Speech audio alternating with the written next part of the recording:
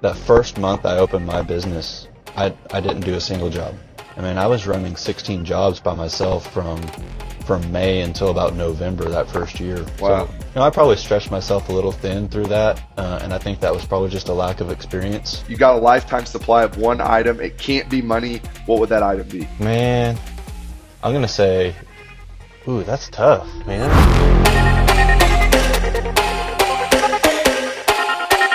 Welcome to Green Country Conversations, the podcast where we hear about the stories and learn about the people that make Northeast Oklahoma truly great.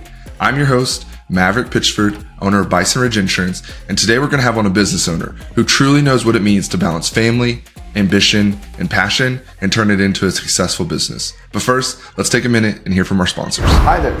This is the point of the podcast where I'd like to thank our amazing sponsor, but we don't have one yet. If you're a business owner and you're interested in sponsoring the Green Country Conversations podcast and getting your business information out to hundreds of listeners across the Green Country area, please reach out to me. My email is maverick@bisonridgeinsurance.com. Let's avoid this awkwardness next time. Our guest today is Cody Alexander, the owner of Fixed Construction and Remodeling in Tulsa. With over 7 years of experience in the construction industry and 2 years as a business owner, Cody has built his company around one goal: making people happy through quality craftsmanship. He's a devoted husband to his high school sweetheart, father to 2 boys, and from boxing to guitar as someone who thrives on learning new skills every single year. Cody, welcome to the show. It's great to have you here. What's going on, Maverick? It's Man, good to be here, man. I'm excited to have you. I'm excited for the conversation. We have a lot in common, so I'm excited to kind of get into it. So let's get started, like always, with a couple icebreaker questions. I'm excited to kind of hear what these are because these are some of my more favorite icebreakers we've done. So so you've just won the lottery. You got a lifetime supply of one item. It can't be money. What would that item be? Ooh, man, I'm gonna say, ooh, that's tough, man. You got to give me some warning with some of this. I was not prepared for that. You're good. First thing that pops in your head. I mean, initially I was going to say food. I mean, that's the common sense. It's a practical answer, right? You do need that stuff. Yeah. So. What definitely. If you have like a favorite food item, what would it be?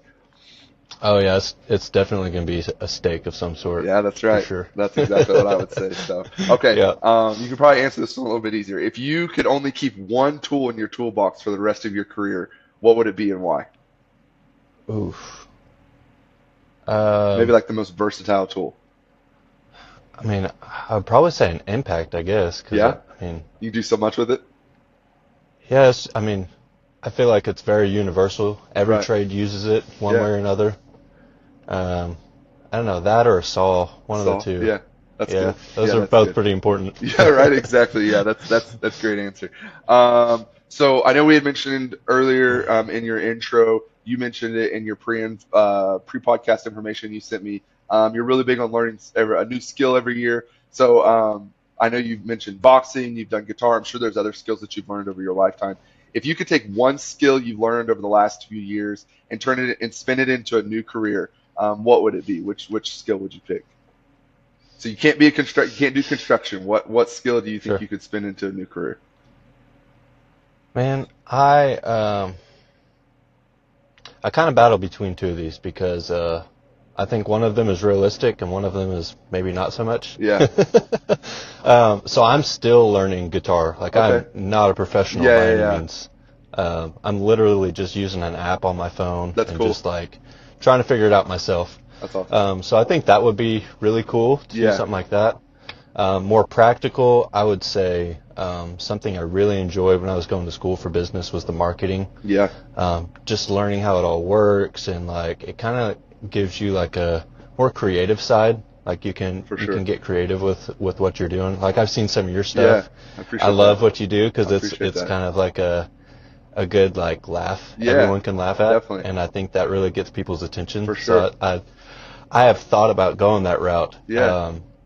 And maybe we need to talk more about it, but I have trouble finding the templates and stuff that you use, and I think those are really cool. I appreciate that. Yeah, definitely. I tell people all the time that working in insurance, maybe a little bit different than construction because obviously you guys are a lot more hands-on doing stuff every day. But for me, like I'm sitting here punching in numbers, running quotes, presenting stuff to clients, and I didn't know that I had a creative bug that needed to be itched until I was about 2 years into my business, and I really hit a lull. and I didn't know what was going on. And I figured out now that I'm doing the creative side, doing the podcast, the vlog, the short form, all those things, that I need that one day a week that I have in my calendar that I get to be creative, that I get to get out of the office and shoot videos and stuff, because like it just gets that side of that brain going, and like it's something I didn't know that I needed. But now looking back, it's like, yeah, that does make sense, because it breaks up the monotony of, you know, running a business. So I completely agree with you. The marketing side of business is really fun to me. So so let's get into a little bit of industry talk here. You know, obviously you're building a business over the last 2 years. It's a customer-centered business. You really care about your customers. So I want to first start with what's inspired you to start Fixed Construction and Remodeling. What was your driving factor for that? Well, I feel like the industry in a whole, there's just a lot of, like, it's hard for people to trust anyone in construction, I feel like. Yeah. And I've been in those shoes. I've hired a couple contractors for my house before I did this, and you know, they were okay experiences, but I definitely had that, you know, the sketchy feel, like, okay, well, I'm about to pay this person a lot of money. They haven't done anything to my house yet. Like, it's just a weird spot. And you know, by the end of it, and I think a lot of people have the same story, it just seems like the quality standard doesn't really stand up to like what you feel like you're paying for, right? Especially nowadays, everything is so expensive. Materials are so expensive. Labor prices are going up. Like, and so people are a little more hesitant to spend money on something if they don't feel a value in it. So part of what we do is, you know, we take a lot of pride in the value that we provide. Specifically the quality and the customer experience. Like, we want you to feel like you're getting something out of this. It's not just like we're coming in to fix something. You know, we're coming in to make sure you're getting what you want. And if there's things that we can do to improve it that maybe you didn't think about, we're going to do those too. Yeah.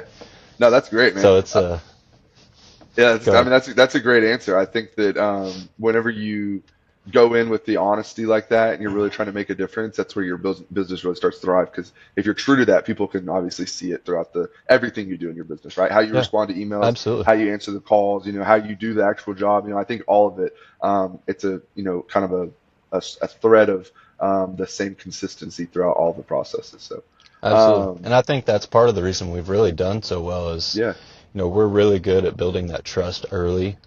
And I think that makes people even more comfortable to refer us to people that they know. Right. They're like, hey, this person did this for me.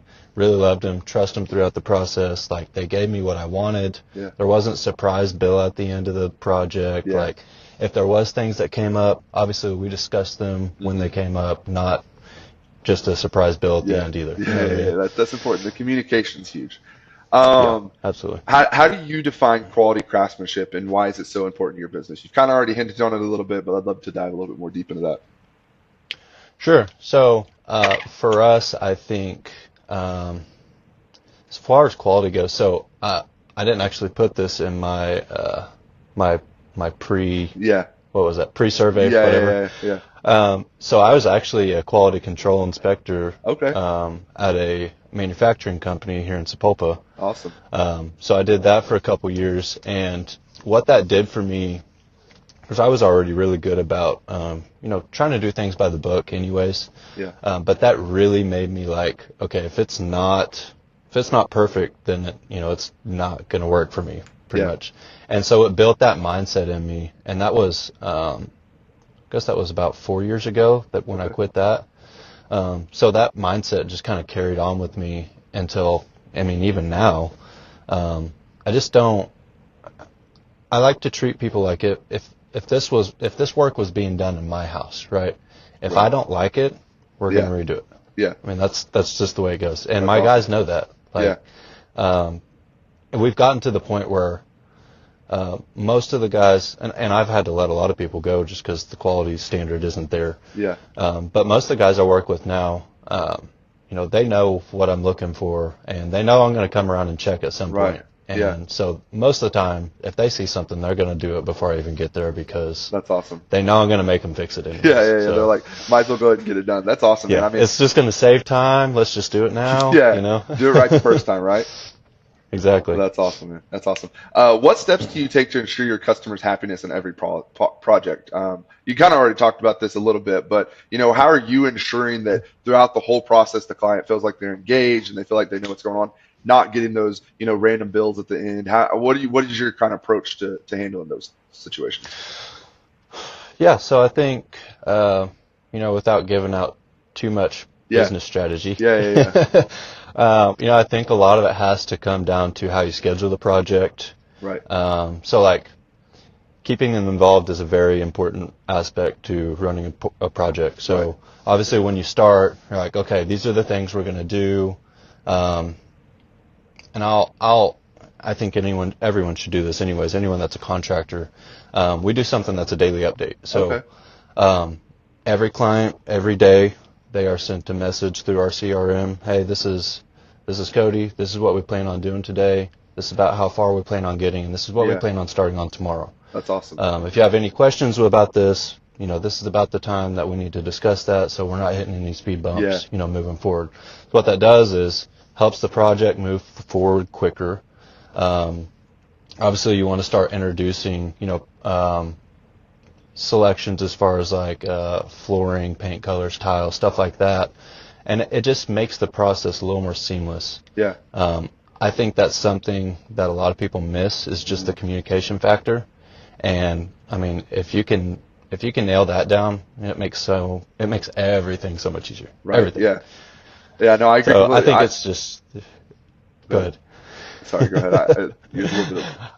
No, you're good. I think it's just, narrowing down the process to being able to communicate the right way. If you can keep people engaged, makes everything a lot easier. For sure. No, I think that it's crazy how much conflicts, issues, all of those things are resolved just by having, even like, if we're being honest, it's not even like superb communication skills. Like even just communication skills, just bare minimum that everyone should have, like that solves so many issues. And then when you do go above and beyond and have that superb, daily check-in communication skills that you're talking about, that's where you really start to separate yourself from the competition. So I think that's awesome that you guys are doing that. How do you handle the challenges of being both a business owner and a hands-on construction or hands-on contractor? I'm sorry. So I think that this question kind of stems from the fact that I think that in your business there's a lot of moving parts. There's subcontractors, all of these things that you're having to manage. How do you handle the challenges of not only managing your business but then managing all of the projects and everything as well? This one in particular has been a little challenging lately. I know we haven't talked in a little bit. So about 3 months ago, my wife went back to work. Okay. So I have been solely working from home while watching children. Wow. My little brother has been doing the project coordinating for me. So it has been, the communication has definitely had to have been over the top at this point. So as far as trying to manage both, that's a tough one right now because I have working from home while watching two children it's tough. It's been one of the hardest things I've probably ever done. Yeah. And it definitely is. If you can do it, you have a mentality that a lot of people don't. Yeah. But I think it really comes down to time management skills. So you have to make time for everything. If it's not on your calendar, then you're not going to do it today.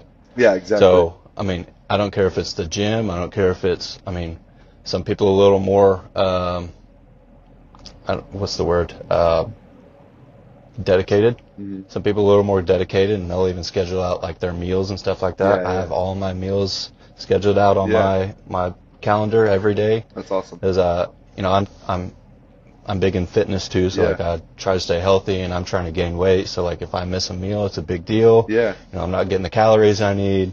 Same thing with the kids. Like, and this probably sounds bad to a lot of people, but when you're really busy, you're busy. So like I even schedule playtime sometimes. Yeah. I want to make sure I'm taking those breaks, even if I'm home with the kids. Yeah. I need to take those breaks and give them the attention they deserve. And, definitely. It's important. And in the past, I haven't done it as much now because my little brother's kind of been doing the coordinating. But in the past, I've made it a very strict. Like if it's past 6 o'clock, I'm probably not going to answer any phone calls or text Yeah. messages until the next morning. Yeah. 6 o'clock and beyond, that's family time. That's awesome. I usually the kids are usually in bed around 8 o'clock. So we'll do dinner, we'll do baths, then we have some playtime before bed, put them to bed. And then pretty much since I started this business, I usually work again from like 8 o'clock to 10, 10:30, 11, something like that, just to make sure I'm staying caught up on things. So I think the time management aspect of that is very important. And I think a lot of people, but specifically contractors, I think have a hard time with that. Yeah. And all of this stuff we're talking about ties together. For sure. The communication, the time management, all that stuff is, it goes together. Yeah, for sure, dude. When you can pull it together and see it start working. Yeah, it's amazing, right? It's different. Yeah, I think that whenever you're a business owner and a father, and I know you, obviously we've had conversations before off the podcast. You're someone who truly does like care about the impact you're having on your family as the husband and the father of the household, right? And I think that same for me. You have to make sure that you are dedicating your time not only to your business, but making sure you're dedicating that time to your family as well. Like for me this year, my best thing is being as efficient as possible, right? So doing everything I can. I want to do it right. I want to do it effectively, but efficiency is huge for me because I want to make sure that when I'm home, I can be home and I can be a dad and I can be a husband. Right. And that's exactly what you're talking about. And, I do the time blocking. I'm huge on scheduling and making sure that I stay on top of those things. And no, am I perfect? No, I don't think anyone is, right? You have days where you're like, oh, I did really good at this today. I did really bad at this today. But I think that making a constant effort for that is really important, right? There's a quote that's slipping my mind, but it's essentially like, if you're not planning it, you're choosing to just stay stagnant with it, right? And it's like, if you're not trying to make it better, then you're choosing the way it is, right? And I think that's really important as a business owner and as a father because, we have, kids who are, looking up to us for guidance. And you have to realize that you may not think that they're paying attention to you, when you're working or when you're making those decisions, but they truly are. And so you need to make those decisions with due diligence and making sure you're being the man that you want them to see, right? So I think it's important, man. That's awesome that you're doing that. Switching a little bit more gears to the industry, what are some big misconceptions that you think people have about construction and remodeling? We talked about it a little bit earlier, the fact that people maybe have a little bit of a stigmatism to it, but talk a little bit more about some misconceptions that you feel like people have about this industry. Man, I've spent a long time in my business. I think not the most important, but it's definitely up there. One of the most important things for my business is the people who I use, right? Right. So whether it's bringing in a plumbing company, an electrician company, framers, carpenters, painters, all of these people, finding the right people is very important. Mm-hmm. And sorry, I got off track there. You're good, man.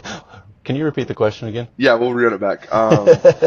So what are some big misconceptions that you feel like people have about remodeling and construction? Okay. So I think,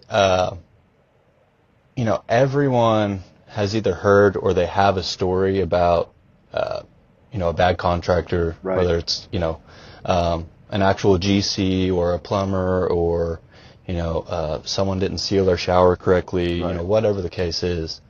And I've spent a lot of time, narrowing down the people I work with, to kind of minimize this a lot because while there is a lot of people, in construction that maybe are in it for the wrong reason, right? They're there to, get in and out as fast as possible. Yeah.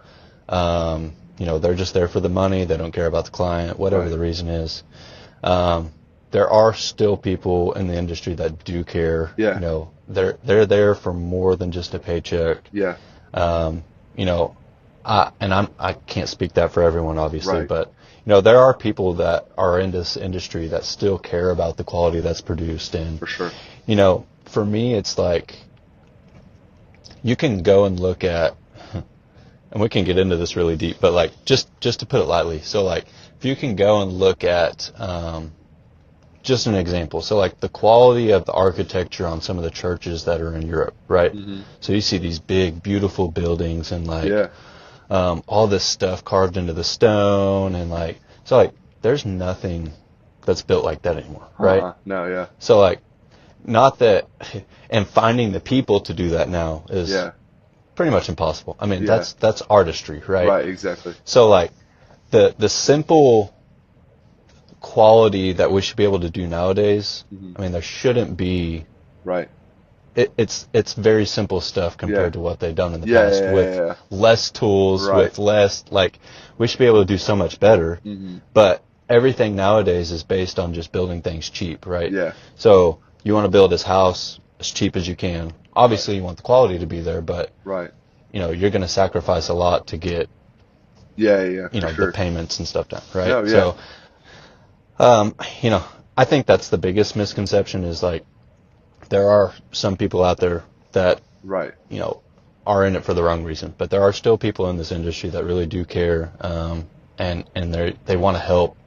I deal specifically a lot with getting people, so like, we'll say a dishwasher flooded your kitchen or something, right? So like coming in and working with the insurance and making sure, you know, insurance is paying for everything that needs to be put back the correct way, and really helping the client out through the process of, you know, they're going through something right now that most people, if they're in that situation, they're not even living in their house. They're living in a hotel. Maybe they have kids and they're living in a hotel. Their pets have to be put in boarding in the meantime. So like for me, I want to help those people out as much as I can. So my job is to get them as much money back from insurance, make sure it pays for the project, while we're getting it done as fast as we can within that time frame to make sure they're getting back in their house. You know, that whole process is it can be strenuous for people and stressful, and you know, I just want to help people. And I think that might be something that's a little lost in the industry, but there are still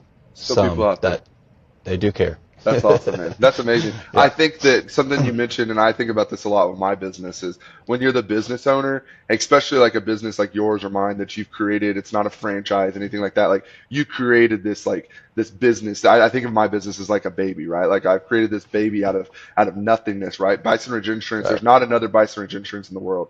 And I think a lot of times that clients or, you know, people you're doing projects for don't take into the fact of like, if I make sure that if I put my seal of approval of something, if I'm offering a quote from a carrier, that it's a carrier that I feel like is really going to do their due diligence and take care of it. Just like you're saying, right? Like with contractors, you're going out and you're making sure that the people you work with are going to represent your brand correctly, right? Because ultimately, like you have built this brand, and like that brand, that seal of approval is everything, right? And so I think it's awesome that you're out there doing that for people.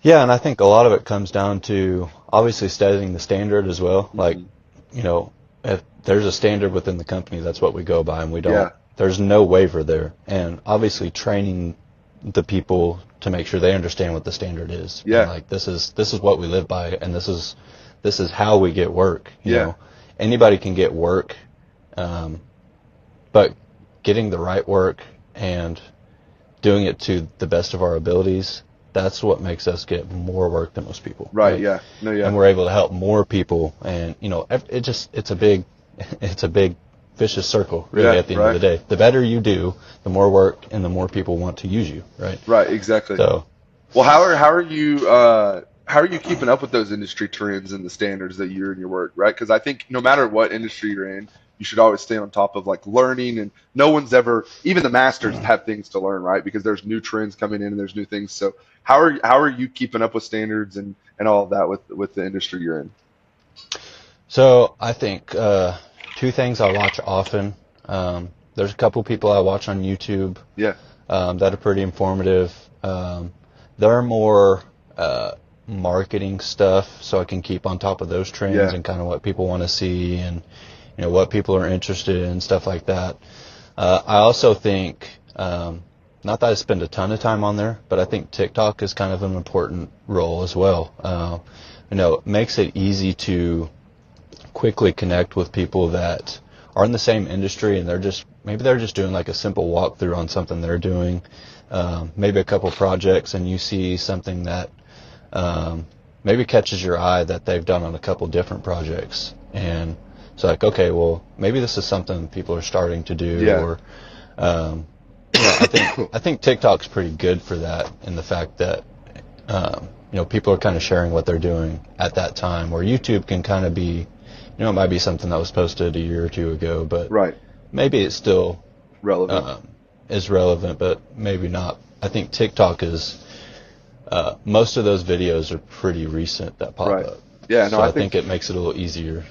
For sure, dude. I think that's awesome that you're using that technology, right? Because I tell people all the time, like especially when I first started, I was very diligent about making sure I talked to at least a veteran insurance agent or someone who was doing something in my industry that I respected or wanted to learn from at least once a month. I mean, I'll be honest with you, when I first started and I didn't have a lot going on because you're new and you don't have any clients, I mean, I was talking to multiple agents a week, right? Just finding agents online and I think that I tell our youth kids this all the time, like, if there's someone who is smarter than you in an industry or does something that you want to do, you would be stupid not to reach out to them and ask for help or ask for advice, because you're going to gain so much more knowledge that way rather than trying to wait that 20 years. You probably figure it out on your own, but it's going to take 20 years. Why not have a 20 or 30-minute conversation? No, you're not going to master it, but at least you kind of have a grip of knowing what you're supposed to do. And that's exactly what you're talking about, right? Using those technologies, those connections to grow your knowledge faster than what you would if you were just out there, doing projects without learning. So I think that's awesome that you're using those tools and that technology to do that. That's really cool, man. Yeah, and I think the person to person is very important too, because I think it was interesting for me because it seemed like even in my first year, and I don't know why this was, but even in my first year, I had a lot of people that came to me asking me for advice, like I'd done something, and I'm like, listen, I'm still figuring this out too, and I was doing the same thing. When I started this business about 2 years ago now, that first month I opened my business, I didn't do a single job. My goal was to make sure I wanted everyone to know the brand. I wanted everyone to know what we're due. Here's the face. It was all about networking the whole first month. So I was doing a lot, 6 or 8 networking events, maybe more a week, until we hit February and we just hit the ground running, and we were busy the rest of the year. So connecting with people, obviously, you can learn a lot. And I think just in the past 2 years, and I was just talking to my grandpa about this the other night. We were talking about one of my cousins going to college and stuff like that, and I was like, man, I went to college for business and I graduated, but the past 2 years just talking with other people, not even necessarily in the same industry, just other business owners. Yeah. Dude, I learned more doing that than I think I did going through college and high school. Right. And it's crazy how much you can learn just by talking to people, sitting down for an hour and just listening and asking questions. And then I had people try and do it to me, and I'm like, I'm not some guru. I'm figuring it out just like you. Now, if I have advice, obviously I'm going to try and help you, but exactly. I'm not some big shot yet. I'm just starting out. But I think that, I do appreciate it. Yeah, for sure, dude. I think that what you're saying about learning from everyone else is so impactful for any business that you're in. I think about this all the time. There's 1,000 different ways to cut this pie, right? The pie of being a business owner. And, or let's say there's 1,000 different ways to bake this pie, right? Well, every single person I come in contact with, you, yourself, your other business owners, I'm going to take a little piece of, he uses, this amount of salt, and then that person uses that amount of sugar, and then we're going to combine it all together. And my recipe is going to look different than what yours is, but there's so many different ways to cook a pie that it's dumb not to talk to other people. That's just how I think about it. It's a stupid analogy, but it's a way of just seeing that, hey man, there's 1,000 different ways, and no, I'm not going to run my business just like you do, but you might do something that I'm like, man, I could spin that and use that for the insurance business, So I think it's really important those connections are valid and very vital to every business owner, right? So let's shift gears a little bit here. Let's talk about being, a family man, a father, a husband, and running a business. That's something I'm extremely passionate about, and just from our conversations, I know you are as well. So you started your company the same month as your second born son. Your son was born, right? So what has that experience been like? Growing a business and having young kids. Oof. It is not for the faint of heart. Right. So I actually pitched this to my wife twice. It was probably September, October of 2022. I had mentioned it, and at that point, she was 6 or 7 months pregnant, something like that. And I was like, hey, at the time I was working for somebody else as a roof salesman, but I kind of got into doing a lot of project coordinating and stuff. So, I was doing a little bit more than just a salesman, and honestly, I just kind of felt a little overloaded at the time. Of course, now I feel like that would probably be nothing, but I pitched it to my wife, and she's like, "There's no way you're about to start a business when I'm 6 or 7 months pregnant." Right. I was like, yeah, you're right. That's probably a stupid idea. Let's at least wait a while. Yeah. And then I sat down with a member of Bong, Cash Matthews, and we just were having coffee one day. We weren't even really trying to go into it too much. And, he just kind of asked me how I am, what I'm doing. And, I told him, and he's like, man, why are you not running your own business? I mean, you're practically doing most of the work. Yeah. It's like, there's only a couple of pieces you're really missing here. Yeah. I was like, well, you're right. I kind of said something about my wife about it. She was kind of hesitant, and he was kind of like, you just need to try. Like, go do it. And so that was probably November. So I said something to my wife again. I was like, hey, are you sure? Like, maybe we should think about this a little more. Yeah. And then, I don't know what it was that day, hormones or something were just right. But she's like, you know what, just let's do it.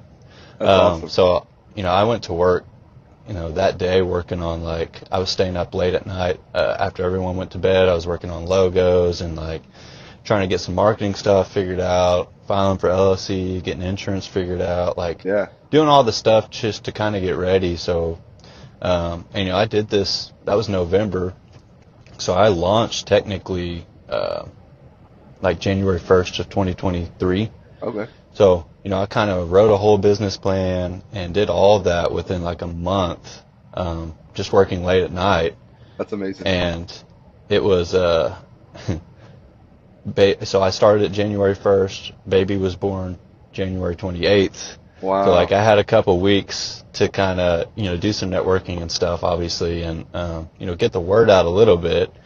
And then obviously I was home that whole week whenever he was born. And, then my wife was off work for 12 weeks after that. So it was very much okay, you came up with a plan. So now we need to execute it because there's not more money coming in. You need to figure it out. So it was go time. And, the plan worked. We did really well our first year, much better than I expected to, and we got into May and April.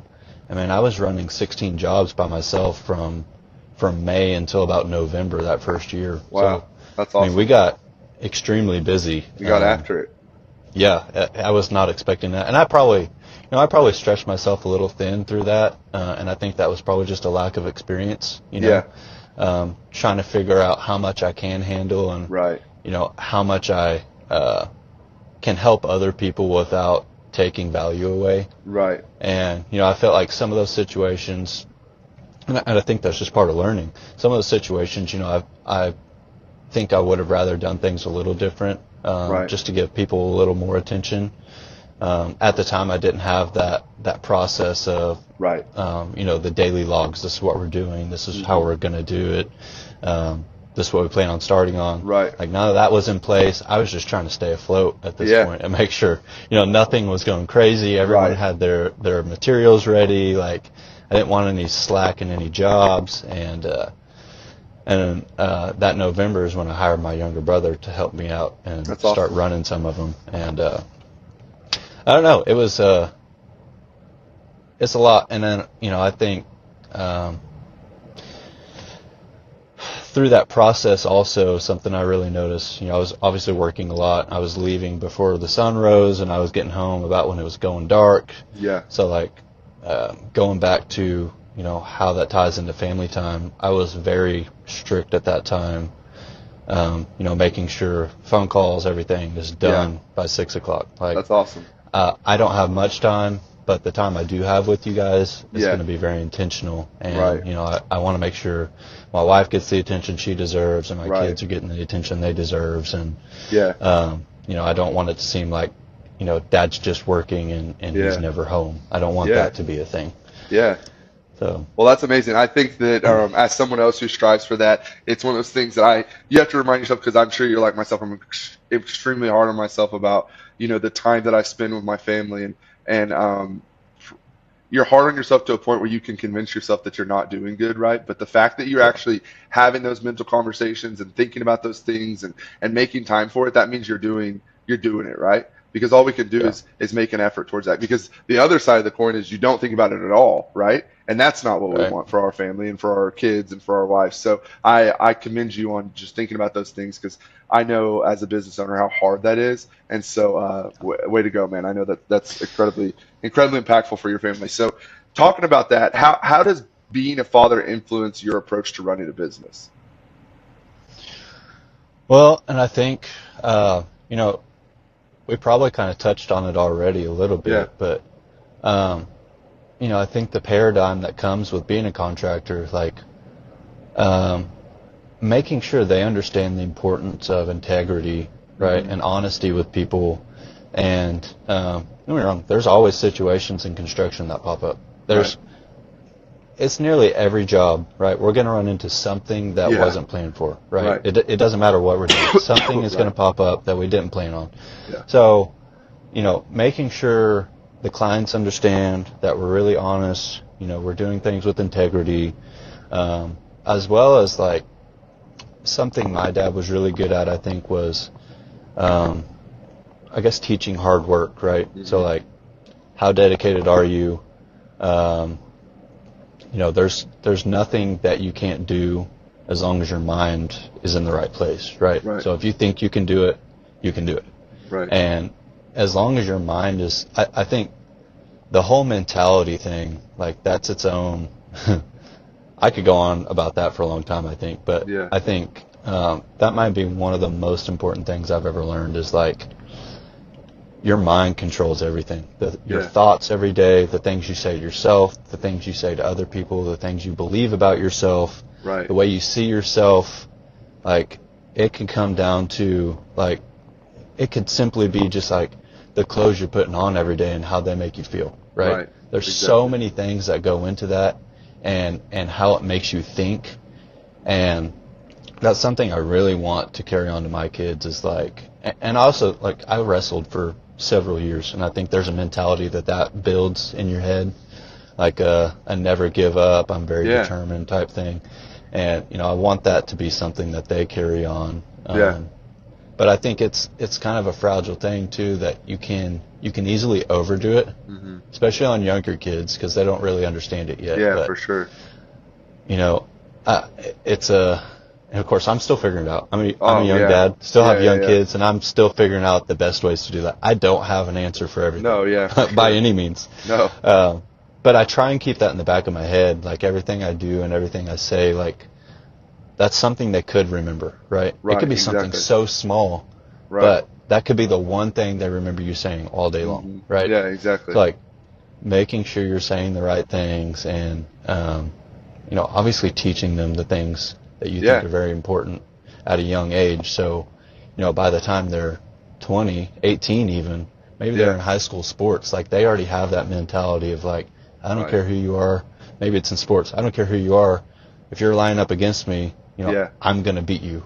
Maybe I might not be better than you, right? But I know I'm going to try harder than you. Yeah, exactly. I know that. You're not going to beat me because of effort. Right. Something I think about all the time is the fact that hard work is a learned discipline, right? It's not something that you're born with. It's not something that, like, everyone has the capability of doing it, right? But you have to learn how to do it. You have to go out and put the work in and actually do it. And that's something that I think is really important to teach kids, especially, as a business owner, because you're growing something that, didn't exist before you started it. And I think that's incredibly impactful. And then something else you said was the fact that you have to be careful with younger kids because of, like, they don't fully understand, so you can't be hard on them. But I think what you're saying is exactly how you're supposed to do it, right? You lead that life. You're just living that life and every day. And like for us, it's like for me, I want my kids to know that, yeah, your dad works hard, dad does all things, but he's also there for us, and he lives his life, according to how God wants us to live it, and all the important things that truly do matter. And the best way to show your kids that is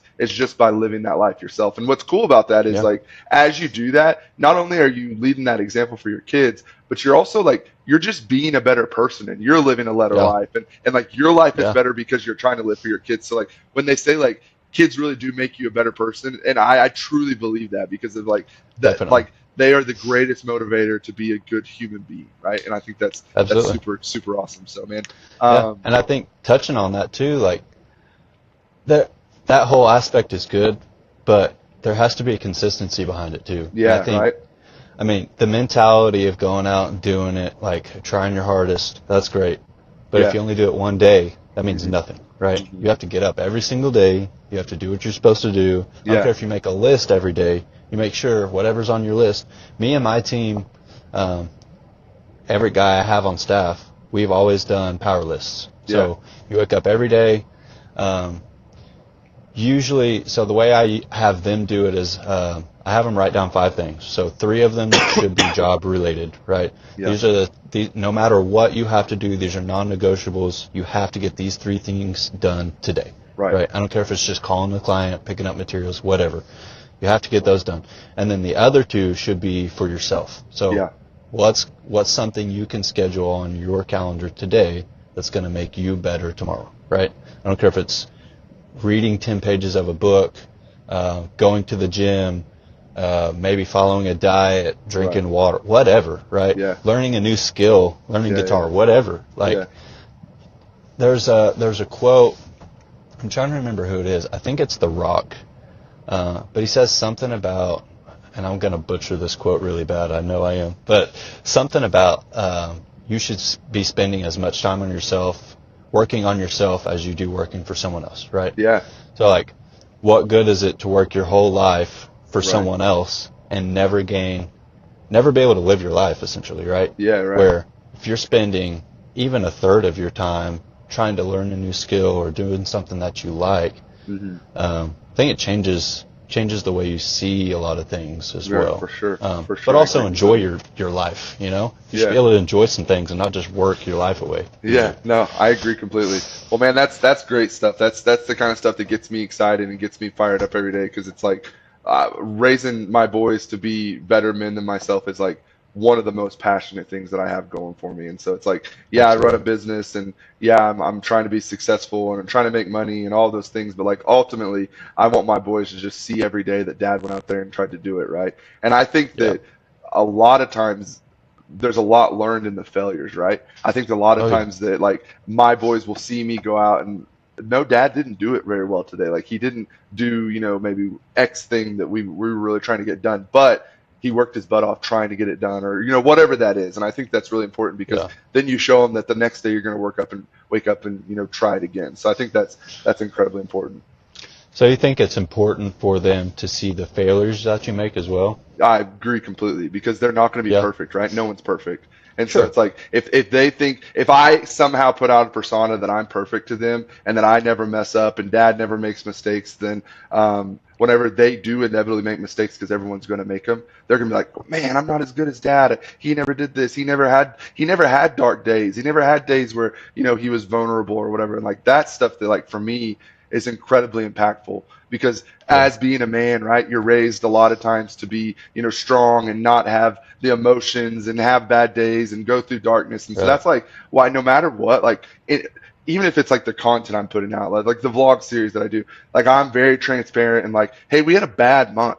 Like we didn't have a good month this month, but that doesn't mean I'm a failure. That doesn't mean my business isn't going to succeed. It's just like, we had a bad month. Let's readjust. Let's figure out what we can do wrong. We're not going to sit here and wallow in our sorrows, but we're gonna attack it head on and be like, okay, that wasn't good. What can we do different? And if my boys can pick up that one thing, like, I think that I succeeded, right? Because life is all about challenges and ups and downs and all of those things. And so, like, I think that as a father, it's our job to raise adequate humans that are going to be good at managing those things, because like it's not going to be a perfect life, right? Like life's going to hit you in the face, and you have to figure out how to, take it on the chin and move on and keep going at it. And so that's really important. Yeah. Yeah. And I think with that, another quote, and I quote this one pretty often, is you never really fail until you quit, right? Mm-hmm. There's always room for you. It doesn't matter what you've done. It doesn't matter how bad it is. You haven't actually failed until you stop. Right, exactly. And on the other side of that, like, for me, I think failure, I mean, you definitely learn more from failing than you do succeeding, I think. Yeah, definitely. And I think as a man, you can, sometimes it might be hard to turn off those emotions, like when you get home, right? Yeah, so like maybe you've had a bad day, and this is something I really try and work on a lot, because I don't ever want to come home and see, I don't want them to see that I've had a bad day, right? Right. And maybe I shouldn't. I mean, maybe I should do it a little less, and so maybe they understand, like, okay, well, you're going to have bad days sometimes, and this is kind of how you deal with it. But that's still something I really work on a lot. For sure. Because I've never been controlling that emotion. I think has always been hard for me. Yeah. Having a bad day it sucks. Yeah. It happens to everybody. Everybody has bad days. Yeah. But turning it off once you walk through the door, when you see your kids, when you see your wife, like, I think that's very important to, making them feel like when they come running to you, when you walk through the door, like, there's no better feeling than that, right? No, literally, there's if you walk through the door and maybe there's not a smile on your face, like, what does that make them feel like? Right, exactly. You know what I mean? Yeah. So, like, that's the things I have to think about when I come home, or maybe they're coming to me while I'm working at the dinner table or whatever, trying to maintain that, the happy. It's all about the balance, right? It's like you have to, like you're saying, I think that there's value in being able to compartmentalize that a little bit, but I think there's also value in showing them how you handle it, right? And not just like being closed off and like, don't ask me about my day, it was all fine type. And I'm not saying you're doing that. I'm just saying in general. Sure. I think that it's important to show both sides of that token, right? So and that's great stuff. I really enjoy those type of conversations. Well, let's shift the gear one more time before we get done here. Let's shift it to the Green Country Conversations 2-pack that we ask every single podcast, right? So, we talked about your family, obviously huge deal for you. So what does your family's perfect day look like in Green Country? Are you guys outside, fishing? Are you playing? What do you guys like to do on a perfect day in Green Country? Man, I would say, everything revolves around the kids at this point, right? So, like, for us, probably going out to a local playground, something like that. Awesome. We do that pretty often. They love outside. Yeah, that's good. It's hard to get them to come inside most of the time. Right. The colder weather, obviously, lately has been a little harder to make that happen. But, mine too. My boys do not understand. They're like, why can't I go outside and run my skirt? I'm like, dude, it's 3 degrees outside, and I don't need you getting sick. So. I let him do it the other day. Like, he was just begging me. I was like, dude, it's too cold. Like, it just snowed yesterday. It's like 3 degrees outside. He's, no, I want to go outside. It's like, okay, you know what? Put your coat on, put some shoes on. I'll let you go outside. And it wasn't even 2 minutes, and he came back and he's like, it's too cold. I don't want nothing to do with this. You're like, I tell you. It's too cold. It's like, I was trying to tell you, bud. Yeah, that's funny. That's hilarious. But yeah, definitely. So, kids love ice cream too. We always go and get ice cream. The park's a big thing. That's awesome, man. We try not to get too crazy with like any of the bigger stuff, like going to like Incredible Pizza or something like that. Not that it's not fun. We just, I don't know, that stuff gets old quick, and we're always looking for something new to kind of introduce them to, or I don't know. I was just telling my wife yesterday that it's so awesome when you're with the people you truly love, like the people you care about, your family, right? Your people, how you can do the smallest things, and it's like you're so happy, right? Like I could just take my boys to the park and, get a popsicle, and it's like, that's the greatest day ever. I don't have to go spend, $350 at Incredible Pizza. And now granted, like you said, those things are fun, and like you should do that every once in a while, but like, man, they just want to spend time with you. And like, I think that as parents, especially and being business owners, you get so caught up in the hustle and bustle of like, man, I got to do the next thing, and nothing's ever finished, right? As a business owner, there's always something else you can do, but like your kids are just wanting your attention, and they just want to spend time with you. So like they'll just go play in the backyard with you, and that's awesome. So man, that's amazing. That's what you're doing with your kids. What's one hidden gem in Green Country do you think people should know more about?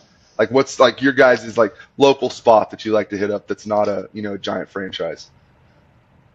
I'd probably say, and I don't know how hidden it is necessarily, but we do go to the Gathering Place pretty often. Love it. Dude, that place is it's incredible. Like, there's not many places like that in the United States, much less Oklahoma.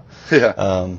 So I think, what they've done there, all of Riverside really at this point, I mean, it's so cool. And, they just introduced the rafting and stuff down there. So, like, me and Grayson, my oldest, went down. It was probably about a month ago. They had just opened it not too long before that, but I was trying to go out and get some steps in because I was doing a challenge or something. And I took him with me, and we went and walked over and watched the people, taking their kayaks down it, and got up on the new Veterans Bridge, and kind of walked over the bridge and looked at the water, and like, that's cool, dude. Man, spending the quality time with the kids doesn't have to be something like too crazy. They love the simple things, and that's amazing. My wife is the same way. She's her love language is quality time. So like, that's awesome. It makes it kind of easy to knock out both of them with kill two birds with one stone. Yeah, exactly. Because she's the same way. She likes going outdoor stuff is always fun.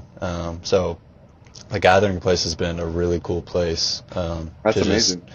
And it's fun to and you can just literally like, all right, go play. Yeah. A lot of the places are kind of fenced off, so like you don't have to keep too close of an eye on them. They can kind of do their own thing. But Gathering Well, that's Place awesome, really dude. Cool. That's amazing. Well, I know you're on the other side of Tulsa. I would give one recommendation to you that we go to is and I'm blanking on the name, so I apologize, but there's a new park that opened up that's the same builders at the Gathering Place in Broken Arrow.